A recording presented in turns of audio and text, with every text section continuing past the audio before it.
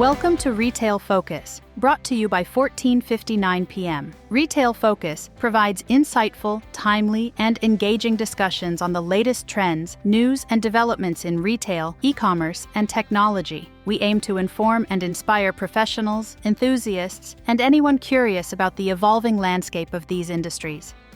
And now, here are your hosts, Suder and Bart Mroz.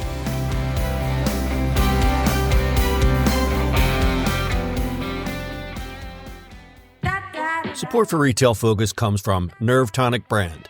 Born in 2012 out of sheer boredom and questionable decisions, Nerve Tonic Brand has somehow defied the odds and logic to become a powerhouse online lifestyle brand. What started as a whim has transformed into a global hub of edgy clothing, snarky accessories, and unapologetic lifestyle essentials for those who prefer their style with a side of sarcasm. Sign up for the newsletter today to score 10% off your first order and stay ahead of the game with exclusive drops and discounts. That's nervetonicbrand.com, your style elixir. Hello, welcome to another amazing episode of Retail Focus. I'm Suder, and this is my partner in all the crimes, Bart Mroz. Sorry. Guys, that was a funny intro to me. I don't know why. All right, Bart, before we get started today, why don't you tell me what your awesome thing this week is? Oh my God, what's my awesome thing? You only have a week. I give you a week to prepare for this, and you act like I'm just asking you for this for the first time. You know, give me a break here. There's a lot of stuff going on, okay? Like, okay, give me a break. Going on? Some things? Yeah, work. A lot of work. Okay, I'm just gonna stick with that. Work. Awesome thing? I don't know. I got nothing. I literally have nothing. Oh my God. My awesome thing, I spent a lot of time trying to figure out what it was going to be. Kind of a couple different ways, but I'm going to go with SNL 50. I've been watching the clips online and decided to dive in and try to watch the whole episode last night. Didn't get very far because Peacock leaves the commercials in, and I needed my beauty sleep, but beautifully well done. Great musical guests. Some of those skits didn't stand the test of time, but I watched that show since I was about this big, and I'm holding up a little tiny baby. It's 50 years. Actually, okay, I do have an awesome, speaking of that. I just heard somebody that a lot of these comedians were in town, and if you happen to go to a Comedy Cellar in between those times, there was a night where it was Chris Rock, one of the new comedians that's very, it's popping off right now, David Spade, Steve Martin, Marty Short, Leslie Jones in one night. Jeez. Imagine paying $18 to go to Comedy Cellar and for 2 hours, and that's the lineup. Yeah, that's one of the beauties of living in the Big Apple, I guess. Yeah, you just never know. It was a good one. Anyway. All right, let's get into it. First story. Apple and Meta's battle for robots. It seems like Apple and Meta, fresh from battling over who can strap the most ridiculous VR headset to your face, have decided the next frontier is, wait for it, humanoid robots. Meta, bless their hearts, is going to the Android of robots route.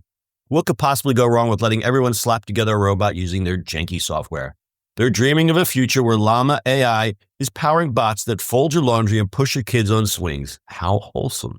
Former General Motors guy Mark Whitten of Chevy Cruze fame is at the helm, so at least there's someone who knows a thing or two about things going off the rails. Inside joke, Chevy Cruze was discontinued in, I think, 2023. Anyway, Apple, of course, is going whole Apple. They want to control everything, the hardware, the software, the AI that will inevitably judge your messy living room, all of it. Word is they're tinkering with robots for chores and video calls. But our girl Siri is still having issues, so maybe don't expect these bots to be winning any Turing tests anytime soon. Kevin Lynch, the mastermind behind the Apple Watch, is in charge, so get ready for a robot that's stylish, overpriced, and probably needs charging twice a day. For both companies, humanoid robots represent a chance to redefine home technology and expand their ecosystems. While Meta's openness could accelerate adoption through partnerships, Apple's privacy-focused reputation might make its robots more appealing for home use. However, experts warn that safety and ethical considerations will be critical as these technologies evolve. The competition between Apple and Meta could drive innovation in this space, but don't hold your breath. It's clear that these truly capable domestic robots are still years away from being mainstream. So I popped some notes in our script there, Bart. I don't know if you watched the tabletop robot demo. Yeah, I was just looking at. So this is a thing that Apple did as a proof of concept It's very interesting. I'll put this in the show notes. It's actually pretty cool. They developed a tabletop robot that looks exactly like the Pixar robot, Luxo Jr. It's basically a lamp that sits on your desktop and looks at you while you're talking. And there's two modes, expressive and functional. Expressive means in the demo, the girl is talking to the lamp and says, "Hey, what's the weather today? I want to go hiking."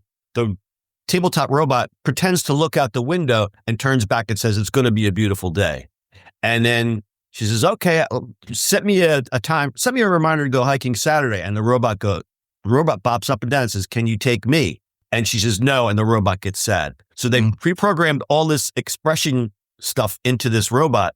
And it basically just looks like a lamp, but basically can use it. They showed different case studies of it. But anyway, super, super interesting. I don't know where it's going to go. And I don't know what the meta stuff looks like. The meta stuff, all I saw was concepts of evil looking robots that look like stormtroopers. So I don't know. Well, Meta's going to be made out of plastic and it's going to fall apart really quickly. Right. Apple's is going to be aluminum. Aluminium. It's aluminium, very precise, and it's going to cost 10 times as much. Yeah. For no reason. Yeah, but it'll be beautiful. It'll be beautiful. Functional, not so much. It's sometimes the tabletop demo was very cool. I don't know if they're gonna continue with that, but I thought that was super interesting. Yeah. So it's funny, like, you know, in the talk of Siri, right? Like, I want, you know, they added all the AI stuff, but she seems slower now than ever, and it's bad. Like, it's like, what are we doing? I know Amazon's talking about theirs putting AI in it. I just want info. That's all I want. I got the new phone. I didn't need a new phone, but I got the phone because I like to try to stay up as much as I can, as much as I can afford to. And I was very excited to get the 16 Pro Max Plus, whatever the top. That's a big phone, sir. It is a big phone. But I don't use the AI on it. I do. I mean, I do because I know you're big into the voice notes thing. We talked about this before, but the onboard AI, I don't really use it. I am hooked in Perplexity and ChatGPT if I need that kind of stuff. I don't. Yeah, but I mean, ChatGPT is it's built into it, right? Like, I know, but I just don't know why I can't seem to engage with the AI on the phone. Yeah, it's not there yet. I think it's the same thing with Siri and you know, I think I use the other lady in the tube a lot more. Yeah. Sorry, she'll go off if I say it. I know. We just had I think a lot more, but it more and less at the same time. I used to do it a lot more. Now it's not. It's so funny. Like, you just kind of get so behind that. You know what the problem is? It's also like the same thing where, so I'm using a lot more talk to type things. Yeah. But it's just me. I like typing. I for some reason, if I'm here by myself, like talking to you doing a podcast is fine. Talking to myself, it kind of freaks me out. It's weird. Yeah, because I'll be alone in my office. I'm like, you know what? It'd be so much easier if I would just talk this thought out. And then I'm like, I can't rerun myself. Like, the thoughts are there. I think some of that stuff is hard. Or I get this, like, I should just write this down, or like on a walk and stuff like that. But I should talk what I'm thinking of, like a long thing. But as soon as I start talking, it makes no sense. Like, it's like shortcut to it. Like, I have to write. I don't know if it's just we're so used to writing for so long and these many years of writing where it's like, I think that's part of it. That's part of it, definitely. Yeah, it's kind of funny. Anyway, let's move on to our next story. This next, really, I don't even know what to make of this. It's so buzzy. All right, so BuzzFeed is launching a new social network. Okay, grab coconut water and get ready for this. BuzzFeed, yes, that BuzzFeed, thinks it could fix social media with something called BF Island. Apparently, CEO Joe Peretti had an epiphany and realized that the internet is full of snakes, novelty, anger, retention, and fear. You know what that is? That's an acronym for SNARF. So naturally, their solution is to create a joyful and creative alternative. But there are a lot of questions. The details on this are super vague. No timeline, no monetization strategy, and honestly, no clear idea of how they'll compete with Zuck and Elmo's empires. But maybe the timing's good? We don't know. People are getting fed up with the big social platforms, as we know, pushing algorithms, and they might be craving something different. But can BuzzFeed deliver? And of course, you have your general adoption hurdles. Getting people to actually sign up is a huge challenge.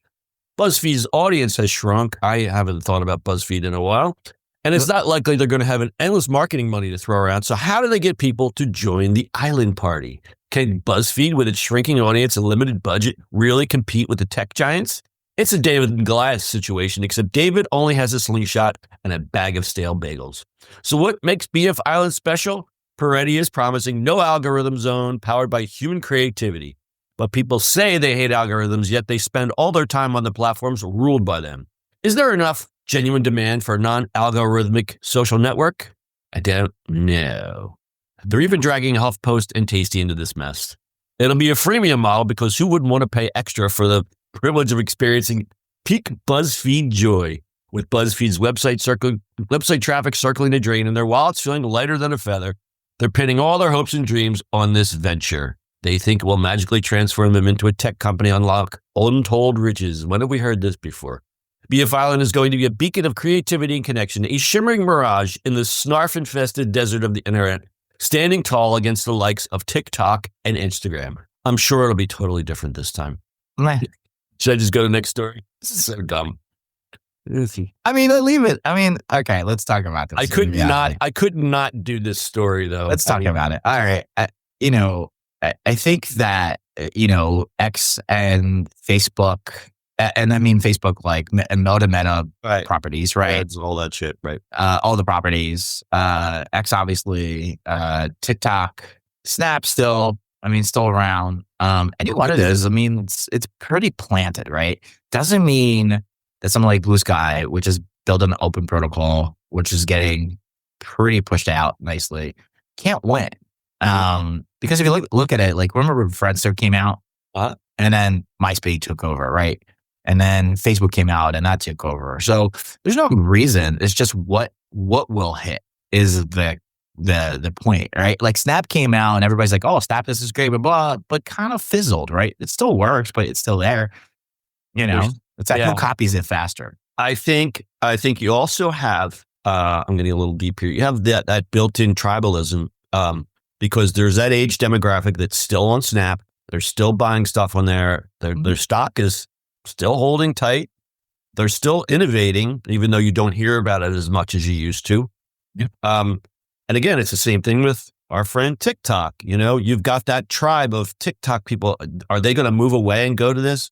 No, they're not. Unless it gets banned and stuff like that. But like, same thing with Facebook, right? Facebook was younger for a long time and they grow up. And now it's all like, boomer, and now it's all grandma's not walking away from it. But we say that because that's what we see. But in reality, it's a lot of people. People are on it. I mean, it's just there. Yeah, I get discouraged with Facebook a lot because it is a lot of people yelling at each other and trying to change each other's minds. But at the end, as a capitalist and an entrepreneur, that is where the people are.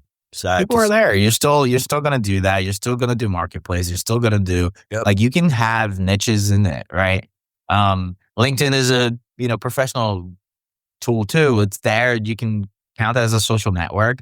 People are trying to come over from other places and try to be the same thing. And you're like, no, that's just silly. There's room for news. Is this going to be it? Probably not. BF Island, probably not going to be a thing. There's other ones that are trying to start up and do it. At some point, is it enough? Do we need more little niches and stuff like that? It's like, people go touch grass and talk to people. Yeah, go touch some grass. I know. It's funny. I chuckled when you mentioned LinkedIn because LinkedIn is kind of morphed into this weird place now. There is a great subreddit called r/LinkedIn lunatics. Oh yeah, it's great. And these people hilarious. Overshare the most bizarre things that I've ever seen. And I keep thinking to myself, you're supposed to be talking to people that you want to do business with or that you want to garner respect from. And you're going off about not sleeping for 3 days or sleeping with women or men, or it's like, them using it like X or any other social network is actually bizarre to me. It is so strange. Yeah. Obviously the political stuff becoming on LinkedIn is interesting. No matter what spectrum you are, it doesn't matter if you're right, left, whatever. It's like, your name is tied to this and you're part of a company and it's your stuff. Like, there's a lot of weirdness there. And then I saw a weird post yesterday and I'm like, why are you even, this is just gross, dude. It's like gross. Like you thought that was a good idea with your name attached to it. It's not, you can't Your name and your company. Like every job that I apply for, they want my LinkedIn profile. And I go it's to them because it shows what I've done in business. Doesn't show that I'm out, drinking beer in my backyard, grilling meats, because I don't share that on LinkedIn. And I don't think that's where it's just funny. It's just weird. Like oversharing is interesting. I mean, remember when like Twitter first started, Twatter, and everybody was like drinking beer at a bar. Like everybody kind of had a weirdness, and now it's like a normal thing. Yeah. This is not it though. This isn't it. All right, our next story. HP snags Humane AI. Okay. Everybody, remember those Humane AI pins that MKHBD said was the worst product he's ever reviewed? Yes, that Humane AI pin. HP, God bless their corporate hearts, is throwing $116 million at the corpse of Humane. Yes, that Humane, that company that promised to replace your smartphone with a glorified, glitchy lapel pin. HP is scooping up Humane's AI software and intellectual property, including the Cosmos OS operating system, along with a bunch of engineers. What aren't they buying? Oh, just the AI pin itself, which is now going to the tech graveyard, and I think will be bricked next Friday. I think it is. I think it just still records, and then it'll. Here's what it does, Bart. Here is what it can still do. It can check to see if it has enough power. It won't do anything else because they shut all the servers off. So it's basically gonna be a nice little pin that you can just wear. HP's plan is to put Humane's Cosmos. Is it Cosmos? Cosm OS. Oh, I see what they did. Cosm OS operating. I was calling it Cosmos OS, but it's Cosm OS, which spells out Cosmos. Oh boy. Operating system into everything from PCs to smart printers and connected conference rooms. Have you been frustrated by your office printer? Imagine it now running with an AI chatbot. Tuan Tran, who heads up HP's AI division, claims this will unlock new levels of functionality. I'm sure that's what we all want. Humane, which was once valued at a ridiculous $850 million, is basically being sold for scraps. The co-founders, Bethany Bongiorno and Imran Chowdhury, are putting brave faces and saying they're excited to join HP. Sure, guys, we totally believe you. The moral of the story, don't believe the hype about revolutionary gadgets, especially when they involve AI pins. And HP, stick to what you're good at, such as printers that are not that intelligent. This was like, it was a failure from the beginning.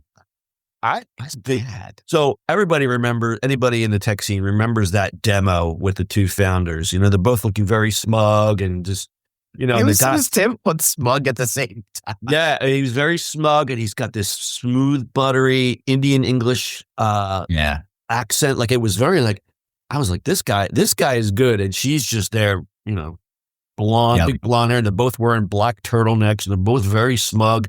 And I'm like, this thing, I don't even understand what it does. I got some of the features with the little camera, and I just was like, who's going to wear this? Who's going to wear this?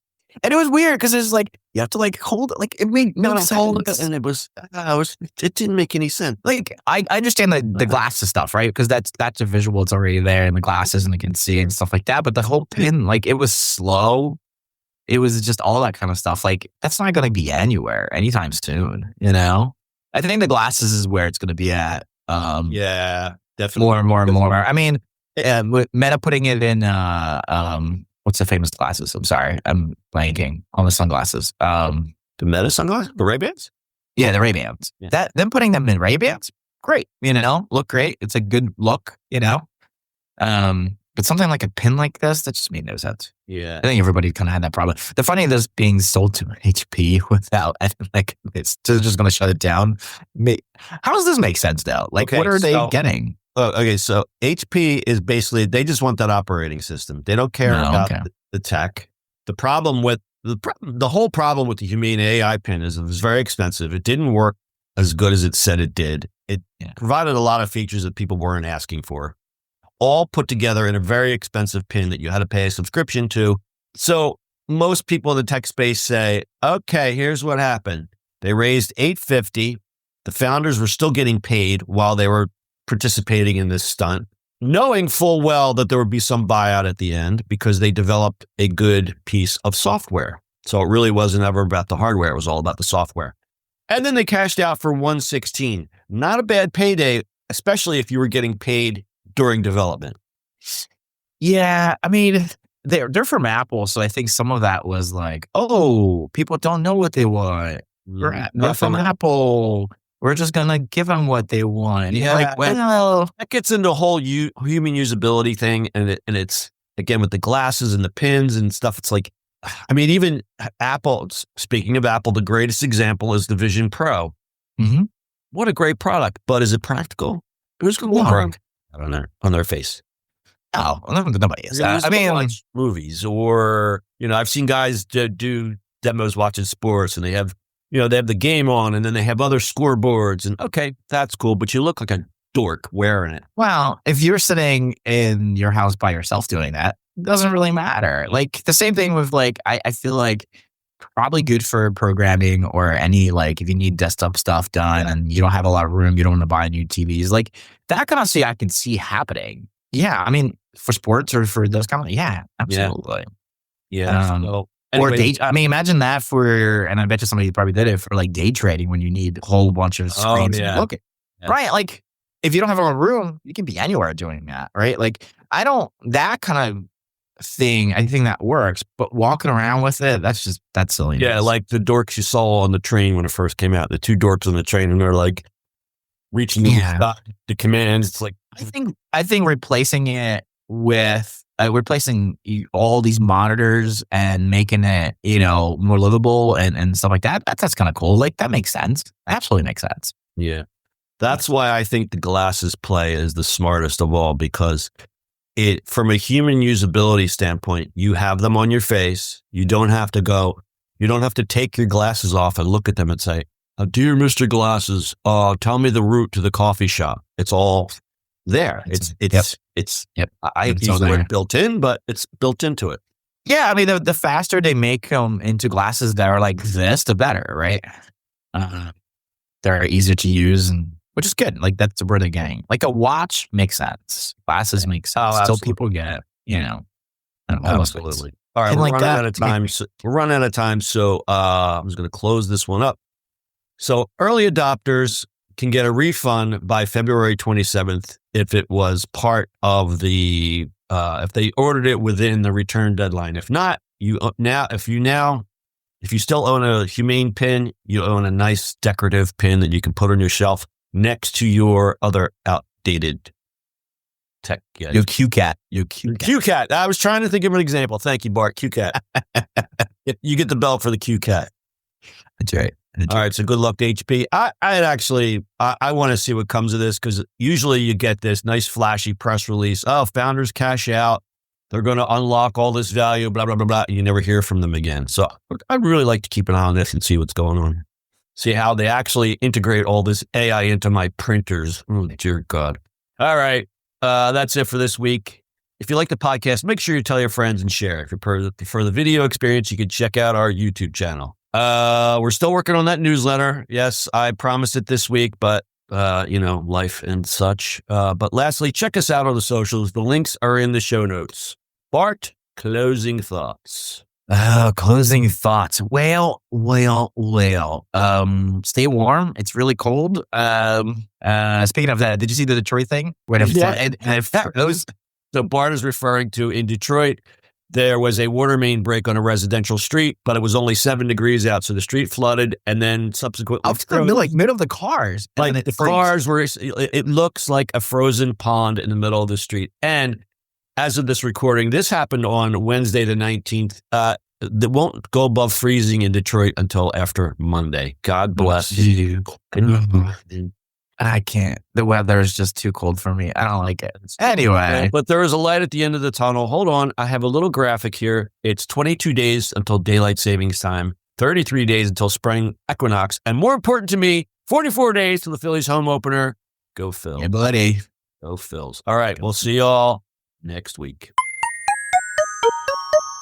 What do you do now?